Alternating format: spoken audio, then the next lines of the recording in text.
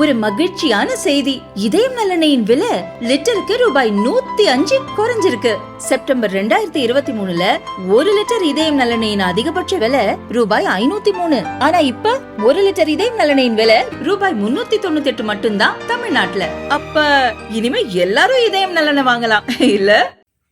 பாமக நிறுவனர் ராமதாஸ் வெளியிட்டுள்ள அறிக்கையில் கூறியிருப்பதாவது: காவிரி ஆற்றின் குறுக்கே மேகதாது அணை கட்ட கர்நாடக அரசு தீவிரமாக முயன்று வரும் நிலையில் அதை தடுக்காமல் மத்திய அரசும் தமிழக அரசும் வேடிக்கை பார்ப்பது கண்டிக்கத்தக்கது.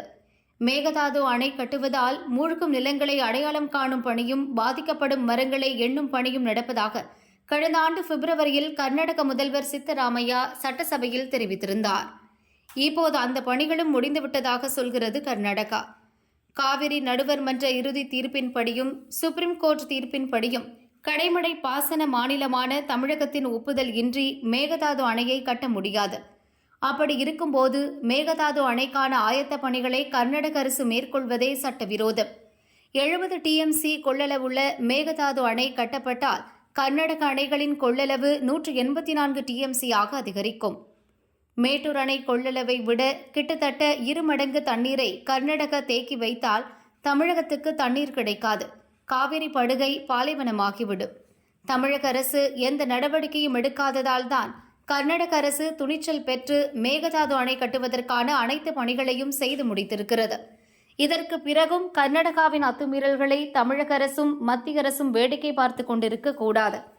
மேகதாது அணைக்கான வரைவு திட்ட அறிக்கை தயாரிக்க 2018இல் மத்திய அரசு அளித்த அனுமதியை ரத்து செய்வதுதான் அணை கட்டும் கர்நாடக அரசின் திட்டத்தை நிரந்தரமாக தடுப்பதற்கான ஒரே வழி.